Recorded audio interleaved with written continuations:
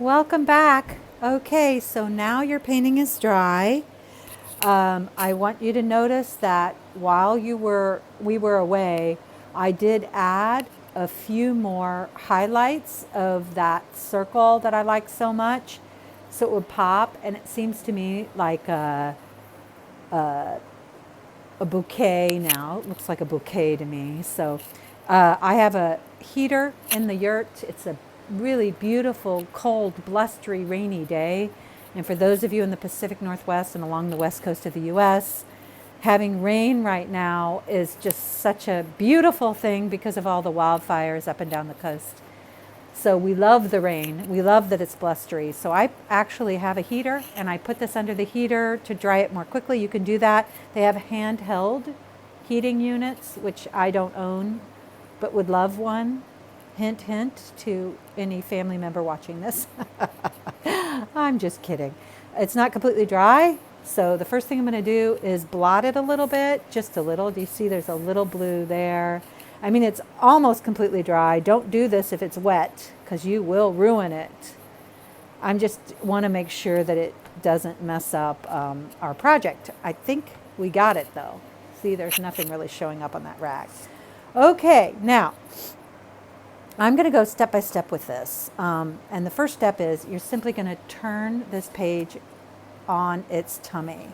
I did not realize that I'd messed up the back, but it really doesn't matter. It really, really doesn't matter because you'll see why. I didn't realize that, which actually in itself is cool to me. So to me, there's really no way to mess up because that's actually kind of cool. I think that looks like an abstract painting. So we're going to put our hand down. We are going to take our silver gel pen just so we can see it, and we're going to trace our hand. I don't know if you know this, but I have, as a book coach, I have several colleagues who are coaches and healer types. And I don't know if you know this, but there's actually a calming method of running your hand up and down your fingers as a way to calm anxiety. I don't know if you know that. So I thought that when I was doing this exercise, like this is a way to calm our anxiety on so many levels, right? Okay, see, even that to me is interesting. Even that, in fact, I want to take a picture of, but my camera is now being used to video this, so I can't interrupt it. But I could take a screenshot of that, right, from the video, because I think that looks fantastic. Right there, art project on the wall. Honestly, I think it looks like the artists at work. Anyway, now, without looking, so we're not looking at the other side. You are, I'm not. Because otherwise I'll try to control what shows up in the hand, and I want lack of control. So one of the big things I found about going from a journalist where everything was linear brained and go, go, go to being a visual artist was that you really need to trick the mind into not controlling the process. Yeah, I know. I feel sad about cutting it up too. I thought it was a perfectly good painting, but there you go. That's life. That's life in the yurt in the middle of the woods in Oregon. Okay, so we're trying to let go of control. We're trying to see whatever shows up on the other side is done spontaneously. And in that way, we sort of trick the left linear brain and we let the right, more intuitive, more artistic, more creative brain come to the fore. And really, I have to be honest with you, almost every single one of the exercises I have, both in the writing and the art and the intuitive arts, is all about getting into the right side of the brain and letting go of that very rigid left linear thinking. And I'll be honest with you, I actually think that that is the way we're going to save, am I on screen? That is the way we're going to save ourselves from everything that's going awry right now, because I think all that left linear, pragmatic, practical side has really made us lose our souls. This is the way we're gaining our souls back again. Okay, I haven't looked at it yet, so I'm dying to see what my hand has to say. Okay, there you go. Look at that. Can you see that? Yeah. I love it. I'm going to put it on a piece of white so you can see it more clearly. Look at that, huh? I love it. I don't know why, but it makes me weepy. Makes me a little weepy. Okay, now comes a phase of collaging. But here is the issue. Do you remember? If you want to use photos of your family that you've taken, that's great to collage on top of this. I'm actually not going to use very much today. I'm a novelist, and this is one page from my novel. And I randomly picked a page without looking at it. But I did look at this. This says, breathe in, breathe out, breathe in, breathe out. That's from my middle grade novel, Blue, which is yet to be published. And I think I'm gonna put that, well, if I put it on the pinky, I have to cut it so you can't really see it. So maybe I'll kind of put it like right there. Maybe I'll put it down here.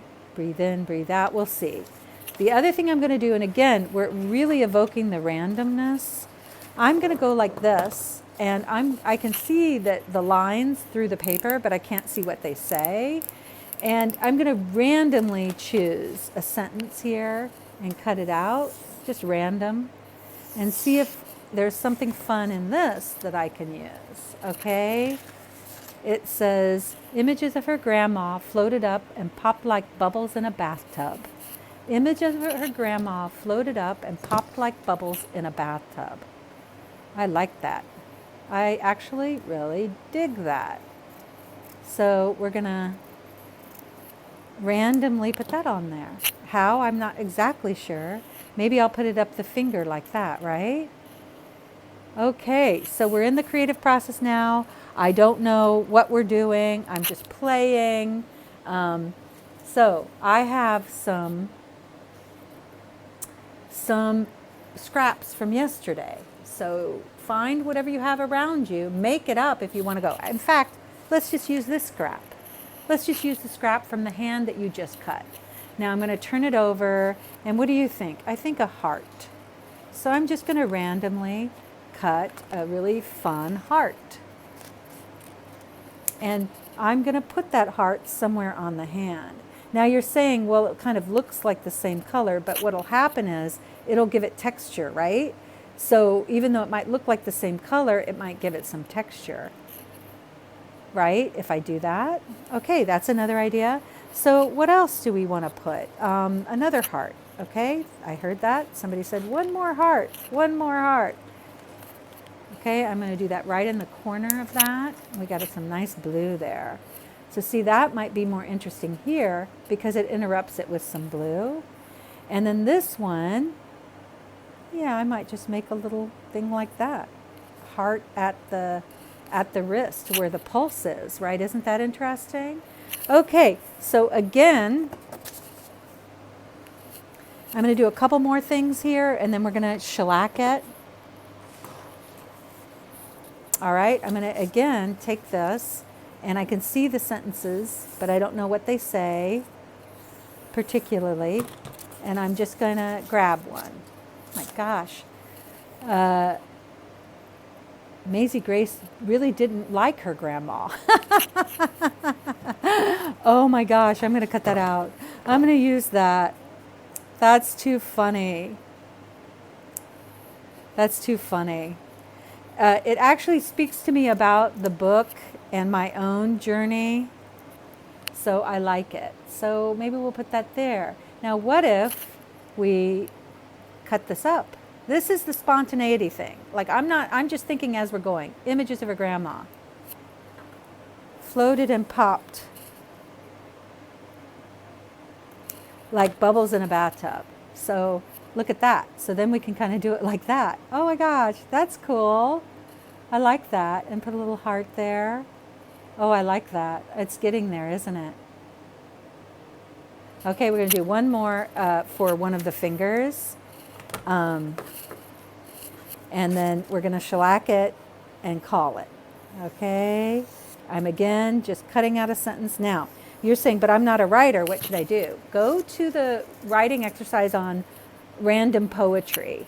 I'll link it to this video if you want to try an exercise. It's super easy for anyone. You don't need to be a writer.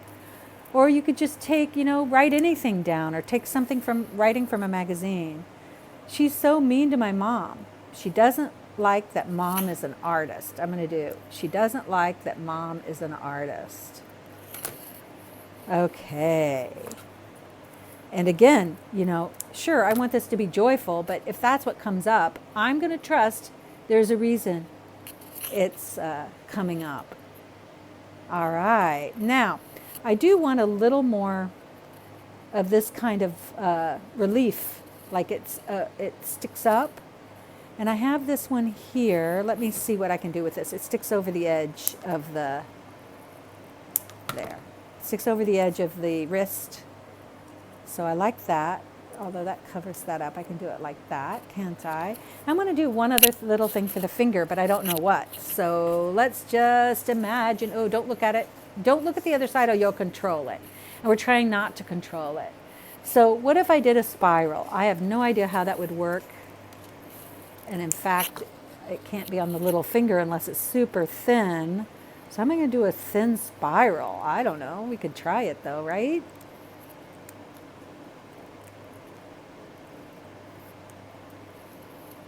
So we have a kind of spiral here. Ooh, that's fun though. Oh, God, I love that. But we're going to shellac it down. So how are we going to do that, my friends? I don't know, but I like that spiral. What if I put that spiral right here? And even if I shellac it down, would that be interesting? Well, it would be if there's any spaces between the spiral. So I'm going to cut this down a little. You don't have to be fussy. Let yourself just have fun. Make mistakes. No, there's no such thing as mistakes. Mistakes become the art. Yeah, so what about something like that? That's interesting. And then, why can't I have a heart sticking over the top of that finger? Why not? Why can't I? I can, and I shall, and I will. So there. I'll make it a little bit littler. Yeah, so that's it. Okay, so we're going to now use this Mod Podge to push this down.